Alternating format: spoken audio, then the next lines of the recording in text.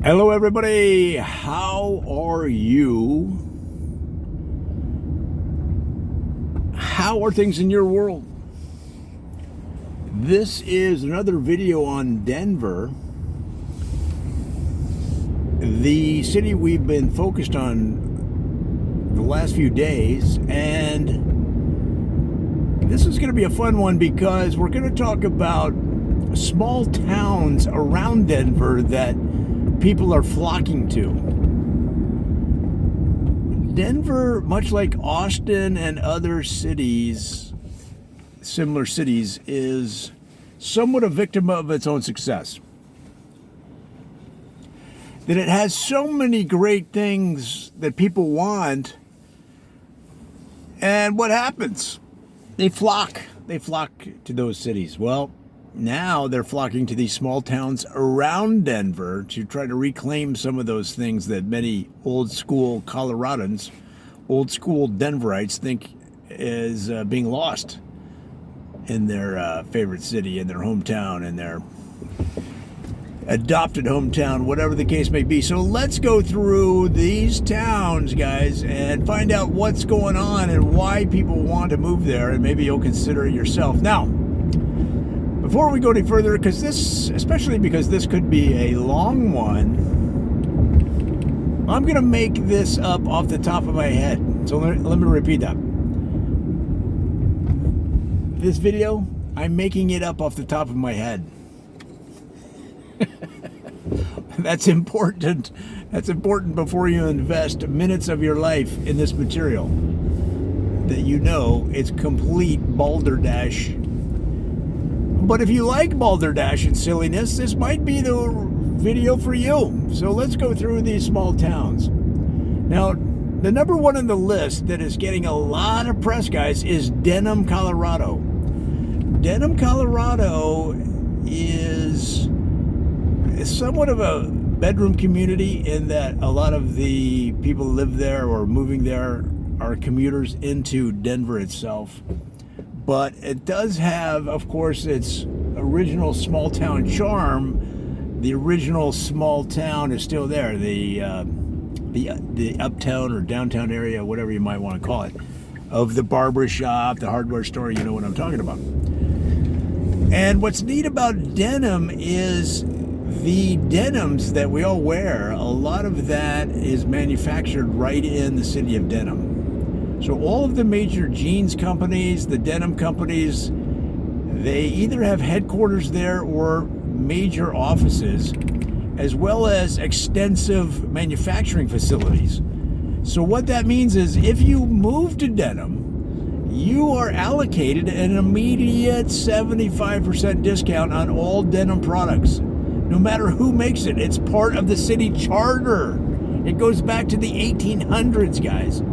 And a lot of people aren't even aware of this. Well, why is that important? Well, if you are a motorcyclist, if you're a motorcycle gang member, if you are a worker where you wear jeans on a regular basis in your work, you need the toughness of the denim, but the flexibility of denim. If you are a counterculture enthusiast, if you are a former hippie, if you're a young person, if you're an old person, the point is everybody wears denim. Denim has permeated the culture. Denim is the American uniform. Denim is our contribution to practical yet attractive clothing worldwide since the 1840s. 1849 specifically. Okay, and the town of Denham outside Colorado, outside Denver, is getting so much press now, not only because it's small town charm, but because of the unbelievable deals available to residents only. If you're outside what they call the Denham zone, then you're out of luck. You got to pay regular prices like everybody else. So now you have this race, this competition to see who can buy a house, who can rent an apartment inside the Denham zone, and still get all of those small town advantages while enjoying 75% discounts on the latest and best denim products available on the marketplace. What's interesting about denim is because the residents get such a discount, you have this booming secondary market.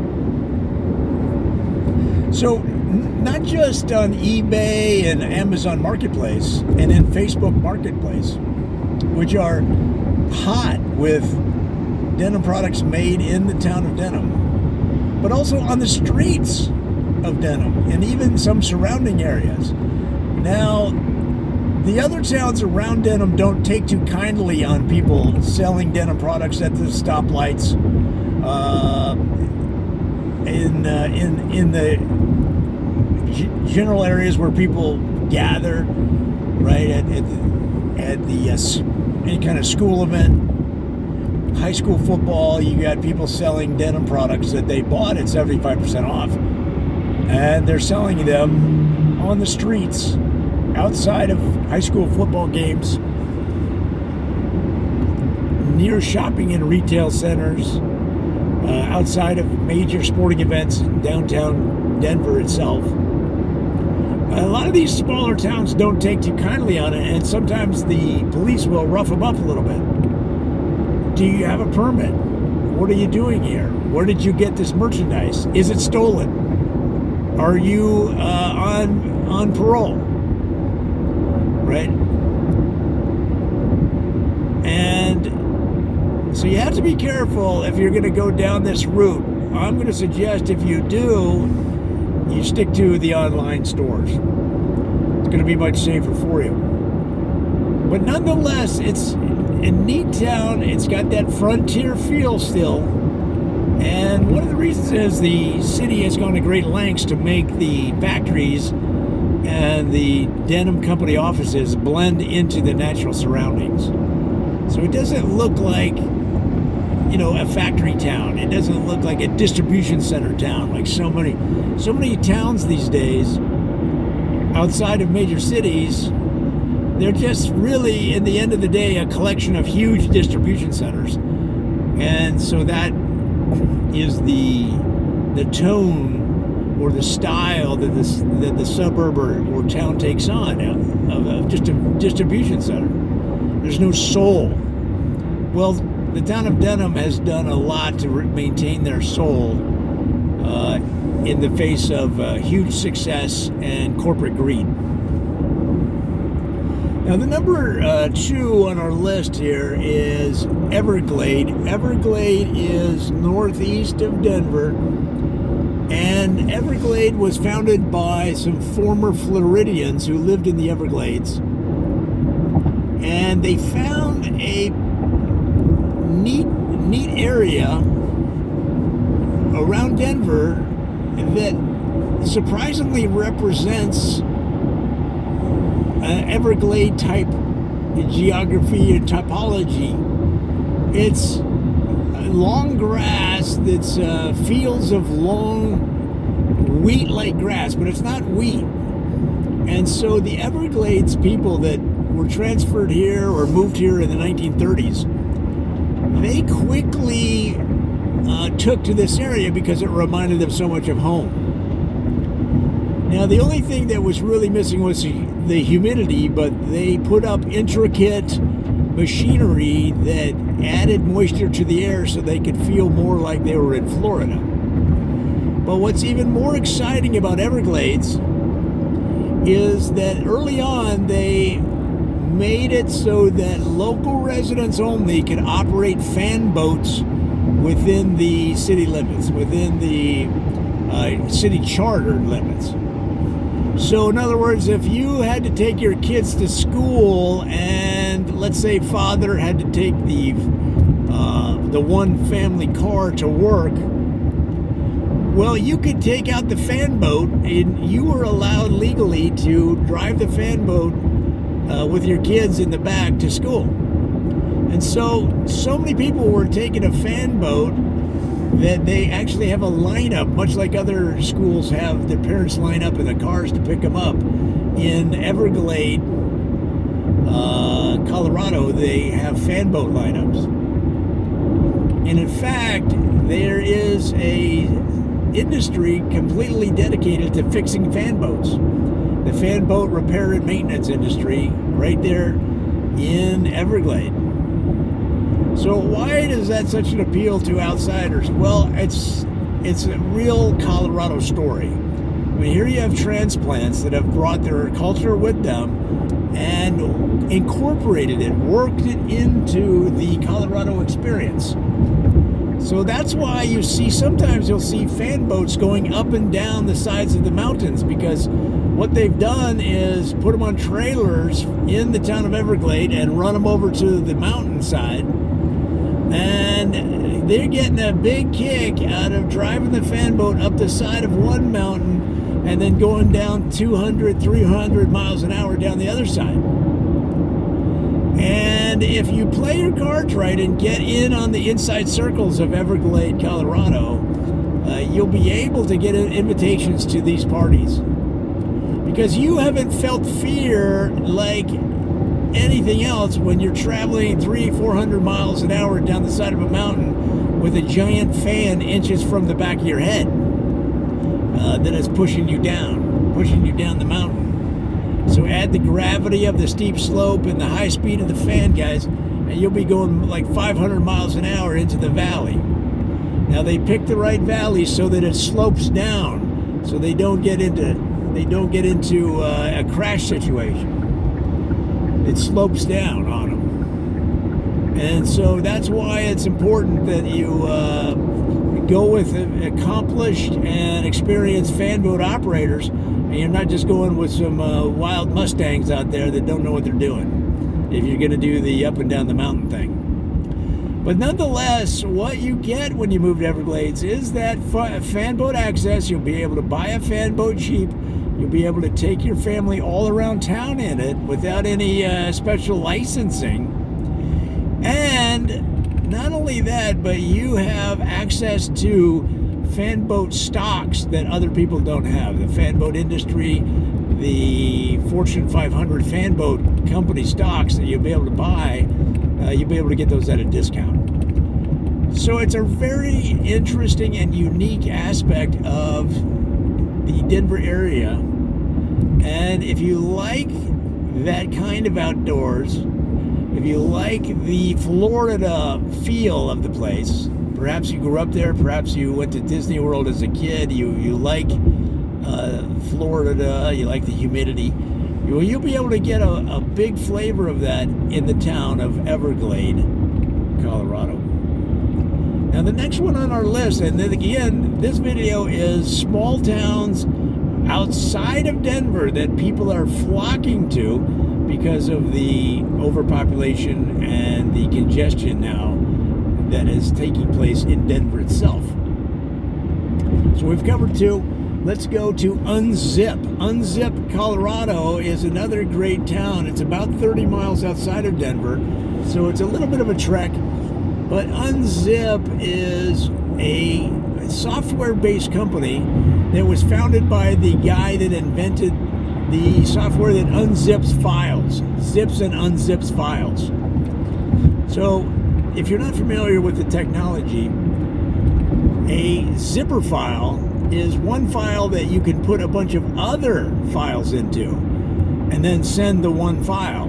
So instead of sending 48 files, you're sending one file. And that makes it so much easier to upload, download, etc. Well, the guy that invented that started the town of Unzip, Colorado. And just like these other cities we've mentioned, these other small towns we've mentioned, there's a lot of benefits that you get from living in Unzip. Mostly access to the latest technology at very good prices. Now, you're not going to get the 75% off that you get in denim, but again, we're talking about high tech. They don't have the margins to play with like some of those clothing brands. But you will be able to get 25, 30, up to 40% off on some of the best tech available. And that's because of the network that this fellow has built up over the years. And he calls up his friends and families that work in the tech business and say, hey man, can you give my town, that's right, his town that he built essentially, can you give the residents a discount? And they're off and running. So, but it's much more than that, because what what's neat about a town that's founded by a software company founder is that technology permeates every part of life, much more so than in another city that's not as advanced. For example, when you get on the city bus, not only do they have Wi-Fi, they have satellite connections so that you can contact via satellite phone your relatives in Estonia or in Mexico. In other words, you just sit down at your seat on the bus and there's a satellite phone right there on every seat, and you can call worldwide via satellite phone at no charge and talk to your relatives, talk to any police that you may be running from other countries, tell them that you're not coming back and that they'll have to find you. Okay, so that is a good benefit. The other thing is, when you take your car in to get the oil changed, not only will they change your oil, they're going to upgrade all of the tech in your car, guys, for free. They're going to give you a free up, and you can do this once a year with the oil change. Now, of course, you're going to need more oil changes than that, but once a year, they're going to upgrade all of the tech in your car for free. And guys, these are huge savings over what normal people would pay and have paid to the service providers in the city of Unzip. Now, as a corollary, as almost what started as a joke, you can buy zippers also, real life zippers, at a huge discount. And not only that he's worked closely with these zipper companies to add zippers, again, to everyday life. So, for example, let's say you rent a car. Well, what you'll find is inside the car and the back of the seats, not only do they have pockets, the pockets have zippers. All right.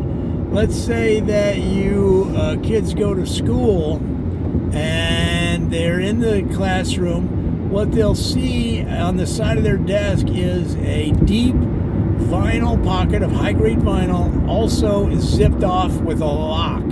They get their own lock so they can keep their papers and their scissors and their pencils right there next to their desk without somebody ripping them off.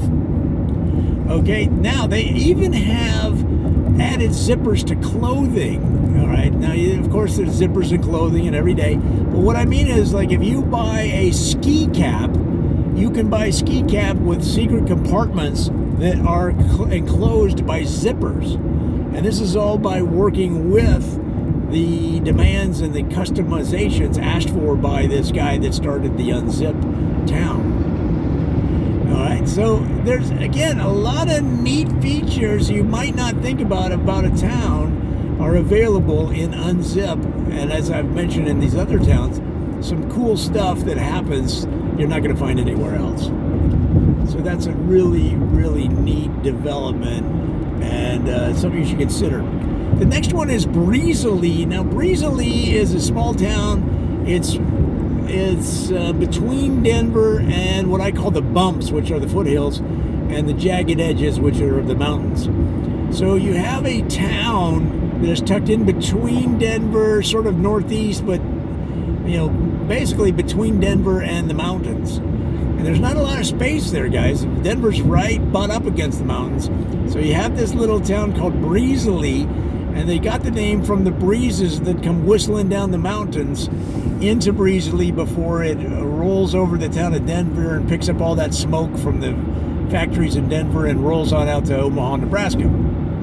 So Breezily has fresh air. And it's so important in the town that they pump this fresh air.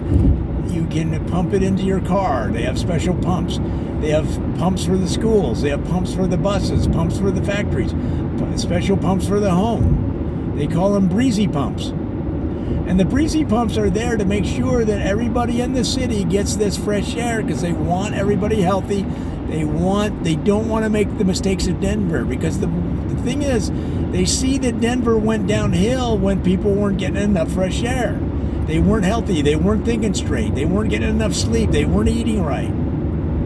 So by giving people fresh air, fresh oxygen, they expect that they'll make better decisions and they won't go down what they call the Denver path. Over commercialization, congestion, crime, The only crime that you're going to find in Breezely is people stealing the breeze pumps because they want that fresh air, right? And like I said, these pumps are specially made to force the fresh air into almost any environment. All right, and so that's why you see so many happy people in Breezely, is they are breathing in fresh air with every breath. Whereas in Denver, you might get fresh air every third breath. Okay, because they're allotting the fresh air. They're rationing the fresh air in Denver. Just because of the growth of the industry there. They have to. Whereas in Breezely, you can suck in all the fresh, breezy air you want. It's unlimited. And that's why people are flocking to Breezely. In fact, they're starting to limit the number of people that can live there. If you come to Breezely and you say, hey, I'd like to move here, get the fresh air, get the health benefits, they're going to say, where do you live now? You say, I live in Denver. They're going to go, oh, yeah, we're going to put you on a waiting list, right? Because they don't want Denverites rolling up there and making it so congested that Breezely goes down the Denver path, or what some people call the Denver spiral, right? Keep that in mind. I would even just lie. If you're from Denver, just lie. Say where are you visiting from? Just say something like Portland, Oregon. And they'll go, oh, my cousins live in Oregon. What street do you live on? So you want to have a couple of Oregon streets and Portland streets ready to go in your memory banks. Oh, we lived on Smith and Wesson, and then we moved down the street to Ringling and Brothers, right? And they'll go, oh, nice. You see, you sound authentic. The last thing you want to do if you're moving to Breezely is sound like you're from Denver. And don't let it slip. Don't let it slip. Don't when they say, what's going on? How's things? Don't go, oh, we're just enjoying the Rockies games. No! So now they know you're from Denver. They're not going to let you move in, guys. Don't say things like, oh, just got back from the Broncos game. Oh! Now you're busted. All right, so that's just an insider tip. Breezely, Colorado. Now, the next one is a really neat little town called Slope. That's just the name of it, Slope. And just like Breezely, it's also somewhat in between the Denver proper and the mountain range. And in fact, it's really what a lot of people call the eastern slope. So the town of Slope is on the eastern slope, whereas, for example, Grand Junction, they call that the western slope on the other side of the Rocky Mountains. So what's neat about Slope, guys, is that you can buy a home very, very cheap. You can get a home for $40,000 to $50,000. Now you say, well, that's not that cheap. Well, compared to a popular suburb in Denver where the homes are $1 million plus for a little shack, $40,000 to $50,000 ain't nothing. Ain't nothing but a decimal point, yo. And the difficulty is that the homes are built on the side of the slope. And the slope is 45 degrees, 70 degree angles. So that means that you don't necessarily walk around your house, you sort of swing around it because the house is tilted so steep. You've got to kind of swing from room to room on these ropes. And the same with your dog. You got to put your dog on a vest and then latch him onto ropes so that he can get around the house. And when you go for a walk in Slope, you're going to go outside, and just to hold on to the side of the mountain, you've got to wear crampons on your feet. And then you've got to have these Bic pens, these old Bic pens that they give you, and you jam that Bic pen into the side of the slope, and that's how you hold on when you're walking the dog. When you're walking the dog outside. So for a lot of people, guys, it's too much trouble. But for the right person, it offers the outdoor lifestyle, the clean air, the dramatic views that you find up there in the eastern slope for a very reasonable price. monetarily, it does have perhaps a bigger price in terms of your day-to-day hassles. But like I said, it doesn't seem to matter to many Denverites because they're flocking to Slope.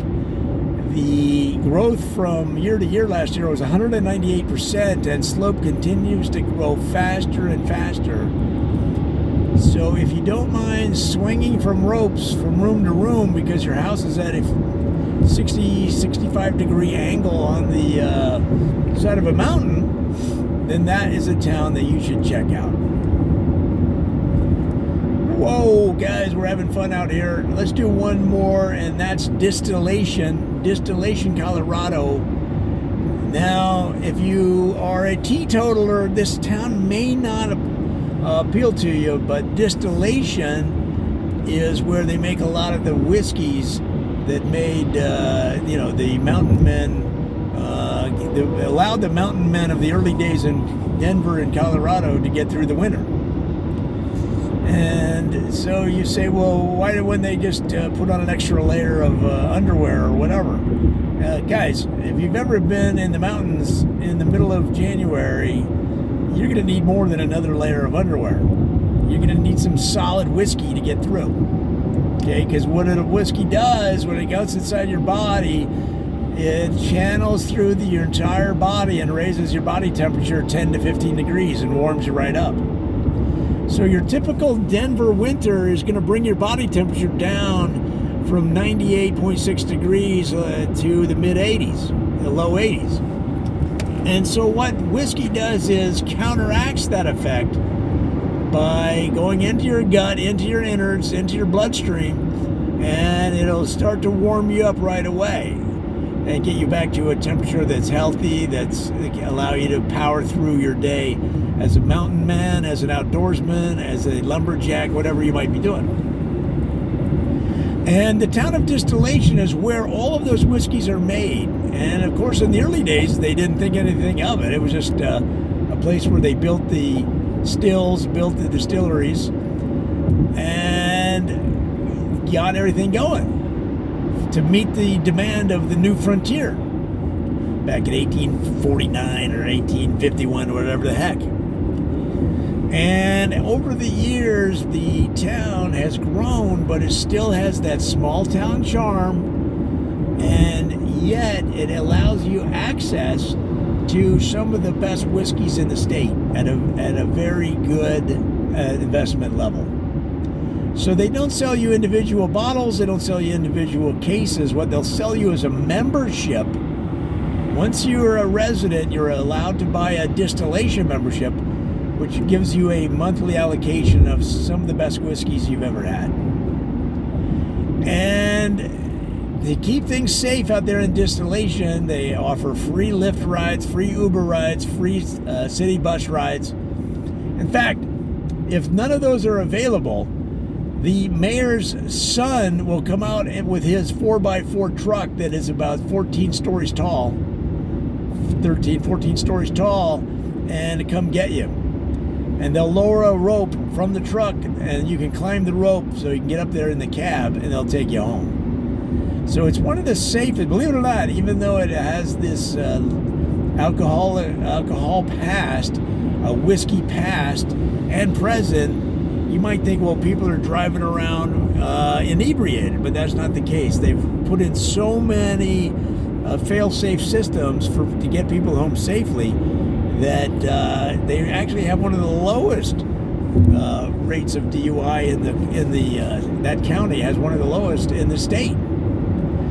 And so if any of that appeals to you, if you like to have a whiskey after your scrambled eggs in the morning, if you like to have a little bit of whiskey right after lunch with your chicken noodle soup, if you like to indulge just after dinner, smoke a cigar after a nice steak and sip on a whiskey, well then Distillation might be the town for you. Guys, those are just a few of the small towns around Colorado that are getting a lot of press, a lot of high-profile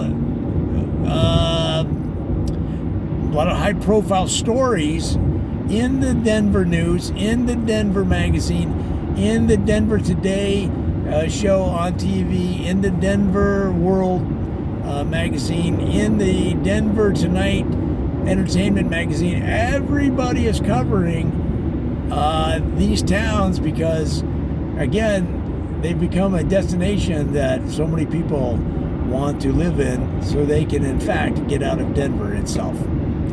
I hope that helps. Keep in mind that I made up all of that off the top of my head, so it's not real. Come on back, guys. We're going to have so many more videos about Denver and some of the different aspects of it that you might not have thought about if you're looking at moving here, or perhaps moving from a different state or another part of Colorado to get that Denver experience. We'll give you all the skinny so that you can make the best decision.